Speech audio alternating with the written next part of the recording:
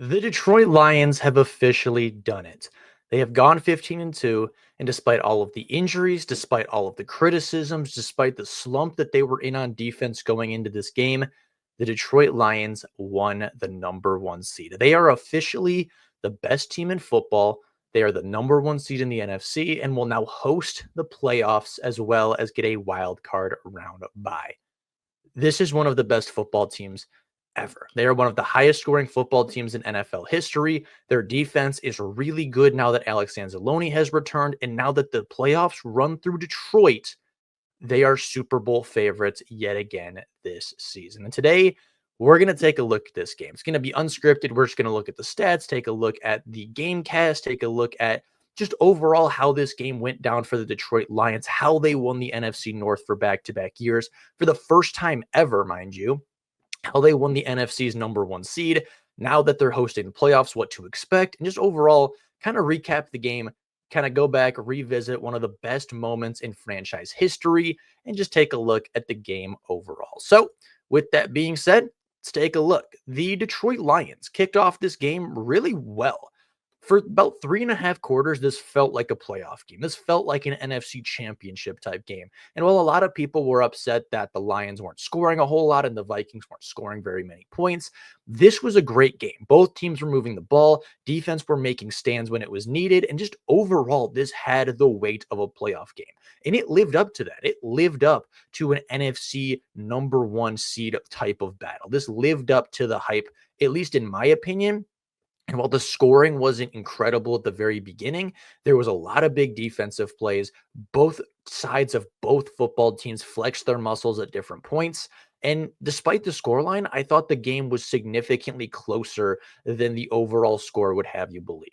Jahmyr Gibbs kicked things off in the first quarter with a 25-yard touchdown run to put the Lions up by 7. And then there was a little bit of controversy in the second quarter, right? There was the potentially missed intentional grounding that would have been a safety for Minnesota. Detroit gets about 6 plays off before throwing an interception right back in the red zone to Minnesota. They get 2 field goals out of 2 possessions. Not anything incredible, but they're still in the game. It's a 1-point game until the Lions drive down in about 20 seconds and kick a field goal going into half. It's still a one-score game. The Minnesota Vikings are still very much in this game getting the ball out of half.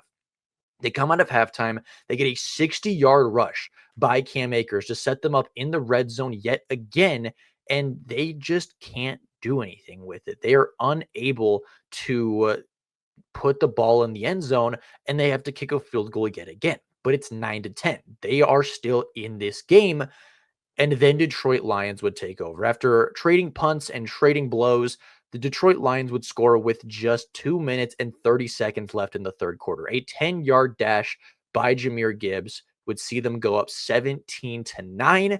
And in the fourth quarter, the Minnesota defense got tired. The Minnesota offense could not keep up, and Detroit ran away with it. A touchdown to start the fourth quarter and a touchdown to end the fourth quarter, both by Jahmyr Gibbs, who saw a career day, put the Lions up 31-9 and called it a good night. Jahmyr Gibbs had a career-defining performance. He was one of the best running backs in the league all season long, set the Detroit Lions single-season touchdown record, taking it from Jamal Williams, who set it just 2 seasons prior, and he put the Lions into the history books. Taking a look at some of the statistics from this game overall, I thought there was a lot of positives. There was a couple of negatives, as there always will be, but overall, there's really not much to complain about. Jared Goff was 27 for 33, 231 yards through the air with a touchdown and 2 interceptions.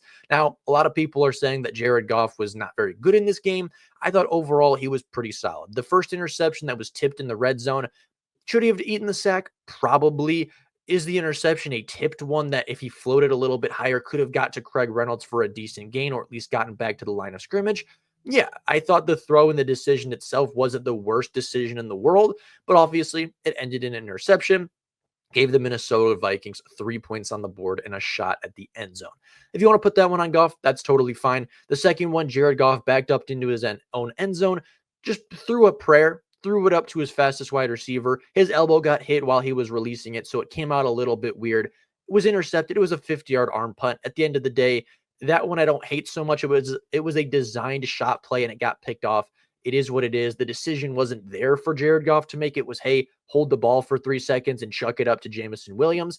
It just didn't work. So Jared Goff overall, despite having 2 interceptions, was still 27 of 33, only 6 incomplete passes on the night, had a big touchdown on fourth down to Jahmyr Gibbs, completed multiple first downs through the air. And overall, I just thought Jared Goff played a very good, very under the radar style of football, but obviously guided the Lions to 31 points and guided them to the #1 seed. Jahmyr Gibbs cannot be talked about enough. 23 carries, 139 yards, and 3 touchdowns through the ground. Greg Reynolds, 8 carries for 39, averaged 4.9 on the night, and was really good as the Lions' RB2 in the absence of David Montgomery. The receiving core was pretty good overall. The Detroit Lions spread the ball out to 3 or 4 guys. St. Brown was 66 for 77 on 7 targets.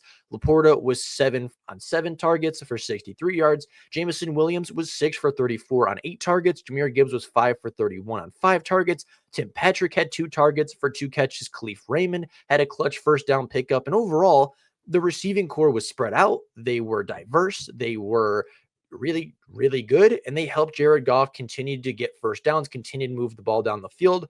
And of course, Jahmyr Gibbs did the rest. The defense was the most impressive part of this game.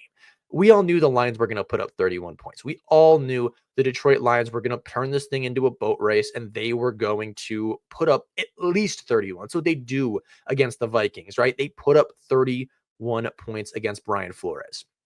It's just inevitable. It's what Ben Johnson does. It's his bread and butter. But the defense was fantastic. With the return of Alex Anzalone, who led the team in tackles, had a pass defended and a quarterback hit, the Lions' defense was much better. The communication issues seemingly were fixed overnight. The linebackers overcommitting to the play action were seemingly fixed overnight. Everything that ailed the Detroit Lions against the 49ers, against the Bills, against the Bears the first time around, every single ailment that they seem to have, from falling for play action to coverage busts to massive plays down the field, just didn't happen. They just did it. There was no wide open coverage. There was no, miscommunication on the line. There was no overcommitment to play action, right? Outside of that one really long run from Cam Akers, the Vikings just didn't have a good offensive day, and a lot of it had to do with Alex Anzalone. A lot of it had to do with Kirby Joseph. A lot of it had to do with Brian Branch playing a great game, and Jack Campbell playing a great game, and Amik Robertson playing a great game, with Zadarius Smith getting a sack, and Al-Qaeda Muhammad getting a sack, and just every single person, top to bottom, played really, really well. You could go farther down the list, right? Terrion Arnold, I thought, played the best game of his young career. Kendall Vilder, I thought, played the best game of his career with the Detroit Lions. Like, every single player that was asked to play a part in this game played their part really, really well. Shout out Hogan Haddon, the long snapper who had 2 tackles on the night. That's awesome for him on special teams. Even he contributed pretty big for this game, right? He was running down the field, making tackles as a special teamer. There was no glaring weakness on the defense anymore. Even after Arnold went down, Kendall Vilder played really well. Amik Robertson played really well. And they forced Sam Darnold to go 18 for 41, 166 yards, 2 sacks, a 17.4 QBR. And a lot of people are going to say, oh, the secondary was cooked, but Sam Darnold overthrew it. Sam Darnold overthrew things because he was under pressure almost every single rep of the night. And that is good defensive coordinating.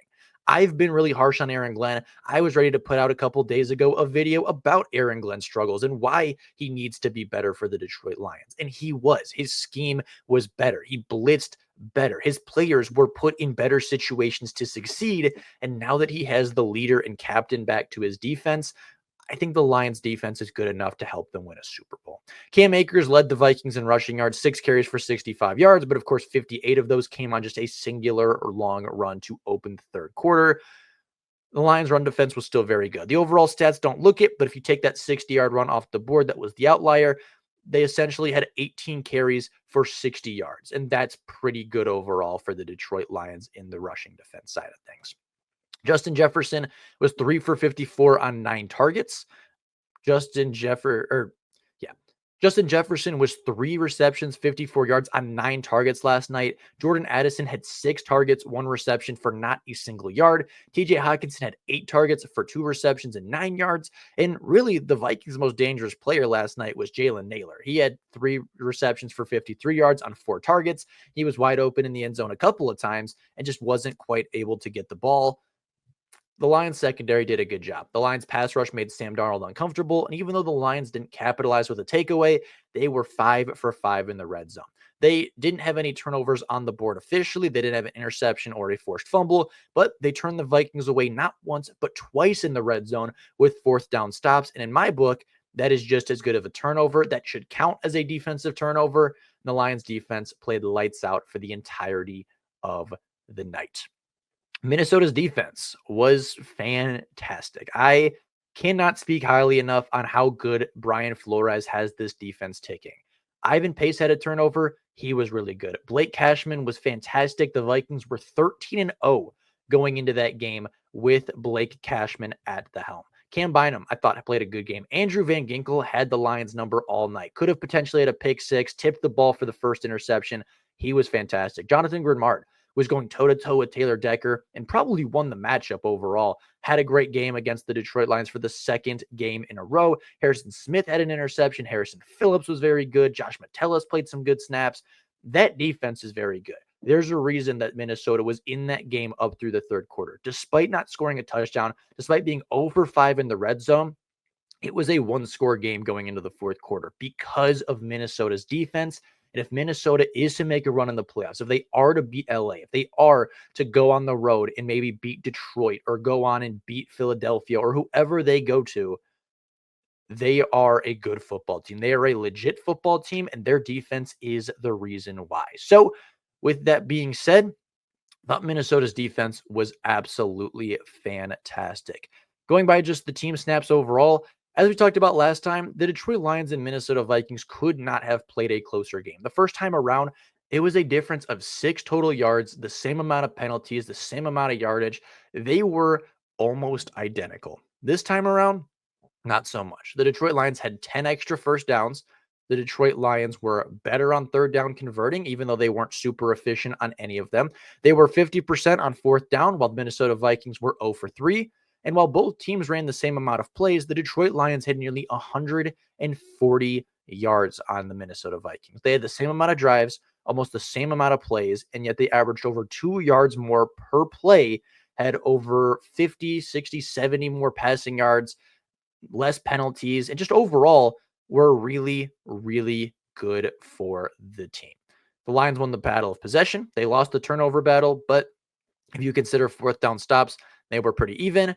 And yeah, overall, the Detroit Lions dominated this game. It didn't feel like it in the beginning. They weren't getting a ton of chunk plays. They were turning the football over a little bit. But even in a game where the Detroit Lions had 2 interceptions, they failed on fourth down twice, which is essentially 4 turnovers for the offense. They won a game by 3 possessions against the second best team in the NFC. And that is, quite frankly, fantastic. The Lions are the Super Bowl favorites. The Lions should be Super Bowl favorites. They have a week to rest up. And of course, we'll talk about the returns of Terrion Arnold and Kevin Zeitler and Ennis Rakestraw and Aiden Hutchinson and Derek Barnes and Carlton Davis going into the week. But with that being said, let's take the day, enjoy the Lions 1 seed, go out and celebrate, go out and enjoy the day. The Lions are the best team in football, and that is all we have for today. So with that being said, that's all I got for you guys right now. Let me know down in the comments below your biggest takeaway from this game. Mine is that the Lions with Alex Anzalone are the best team in football. But with that being said, that's all I got for you guys right now. Of course, let me know your comments and let me know your thoughts and comments down below. But with that being said, thank you all so much for watching. And until next time, and as always, go Lions.